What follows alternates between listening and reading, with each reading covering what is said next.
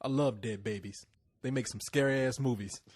They do, don't they? Yeah, dead kids make that bitch crawl out the TV in The Ring and the kids devil in The Shining, the in the kids hallway. Yeah, I mean, fuck adult ghosts. Casper scared the shit out of me. Well, like if Guillermo del Toro's name is attached to it, there's going to be something with kids and dying. But he does it so well. I mean, he doesn't direct this; he just produces it. But he picked it out, and he's got a good eye. I mean, these guys could be him. Yeah, this could be his. He probably movie. looked through hundreds of films and then came across one that had kids getting killed and said, "This is the one for me." Don't be confused. We're not talking about the Kite Runner. Oh, we're not talking about Speedy Gonzalez. But anyway, no, that's my only real big problem with this movie is that I felt like I already saw it, and I'm referring to The Devil's Backbone, of course, which is Guillermo del Toro's other film. Guillermo del Toro. Guillermo, what I say? Gillette? You just get all flummy every time you say his name. I think somebody's going to bring you a burrito now at this All point. right, so whenever who's you the guy say. who directed this movie if it wasn't Guillermo del Toro? Read it off the Damn, y'all just ruined it. I got Ding! got my laptop up here. It is Juan Antonio Bayona. Dear Wait. Spanish people, please name your kids normal. Isn't that Thank you, Wait, Cyrus. say it again. Dear Spanish people, please name your kids normal. Thanks, Cyrus. No, wait. Thanks, Cyrus? Comma, Cyrus. No, wait. Isn't that the guy from The Princess Bride? Oh, my name is. Let me read it again. Juan Antonio Bayona. You killed my father. Now- to die. Now you guys are having fun with this, but this movie rocked. I absolutely adored this movie. This movie felt like classic Spielberg, like Spielberg from the 80s. It like had this whole poltergeist thing mixed with Goonies, mixed with, just a whole lot of things going on. And I actually, you know what? I cried like a little bitch at the end of this thing. It actually teared me up something awful. And I just, in the final scenes, I was weeping. And I'm like, this movie's so beautiful. I was sitting next to him, and he was crying like a baby. You wiping his tears. Well, I was wiping my own tears. He's absolutely right. This movie was great. It was solid. I mean, I see what you're saying. It reminded you of Devil's Backbone, but only in certain stylistic ways. Other than that, the story's really different. And this is one of the best ghost thrillers of the last 20 years. Well, Leon, wait a minute, hold on. Leon, what did you think? I did think it was well done. I'm just not a big fan of ghost stories. But as these things go, I thought it was done really well. It's just that, like, there's almost like there's two endings to it. Because it comes to what is, like, seems to be the ending. And I was like, this is some bullshit. But then it gives you, like, what the real ending is. I'm like, oh, well, I changed my mind. All right. Well, Okay. See, so what's your problem then? I don't understand. See, the problem is that black people don't like ghosts. Hell no. We all know this. What we don't like is sheets. and if a ghost looks like he's wearing a sheet, I'm getting out of there. I ain't sticking around to find out if he's a grand dragon or Casper. Hey, why do we have to go to the black humor here when we have the Spaniards to pick on? Because they're not as funny as black people. No, I was. and they work harder. What I was going to say. No, I'm listening. I just want to get stepped away from the microphone. I love Guillermo. Guillermo's awesome, but I think The Orphanage is far superior to Devil's Backbone. I mean, I love The Devil's Backbone, but this had that ending that was just so much more profound, and really, when you go back through and re-examine the film, everything leads to this ending, and it's just it just gets you, and it made me cry like a bitch. Okay. Well, I'm thinking about it now. Anybody feel free to correct me if I'm wrong, because it's been a few months. You're wrong. But of course, no. But it's been a few months since I've seen this. But this is not too much of an atypical ghost story. A woman, she's running an orphanage, which.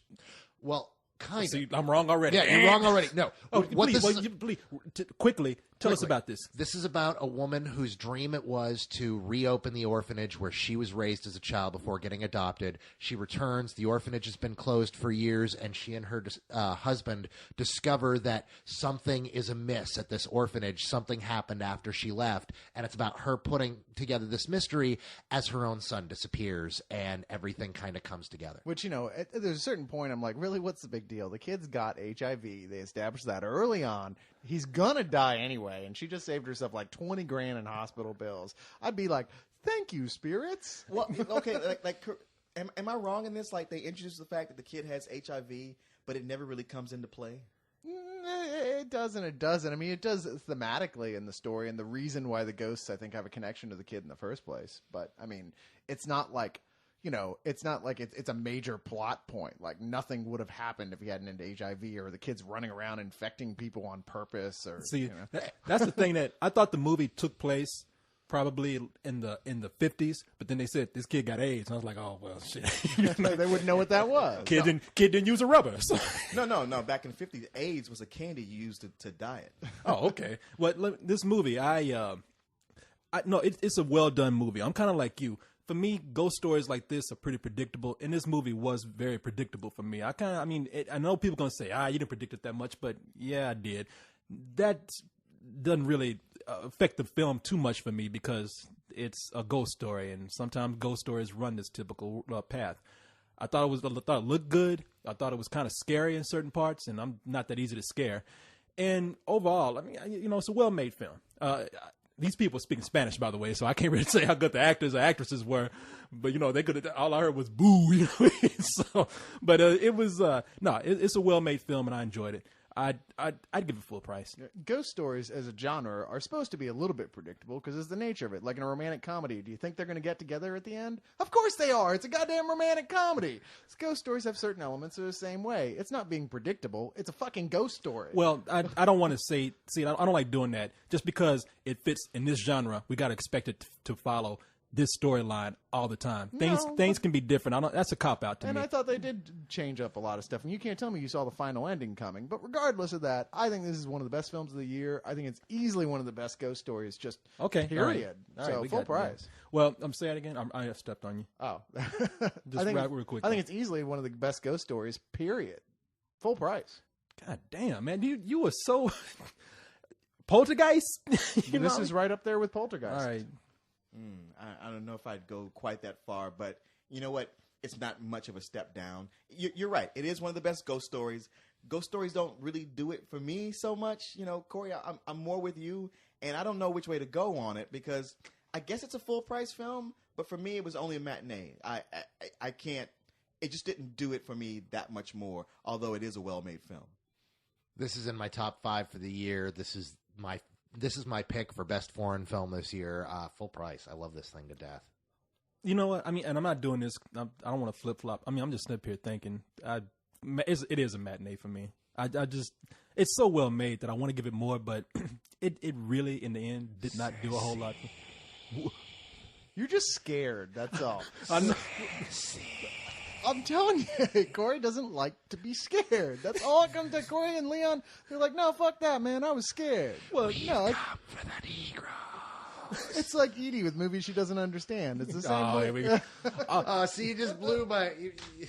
All I'm saying is like, they shouldn't have had a haunted orphanage anyway. Goddamn, as a black person, we would have burned that shit down to the ground at the beginning. What if it was a haunted KFC?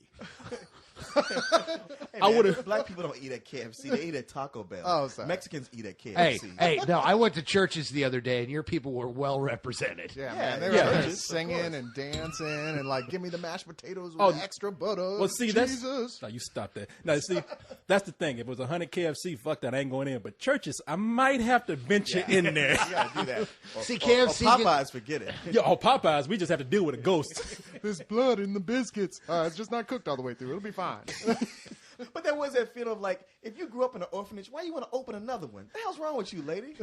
That's true. Shit, she got like Stockholm syndrome or something. Les boo. This is the 21st century. We put kids to work these days. Hell yeah. What am I? Where? Oh, where is it? The shit is buried. I can't see it. Oh.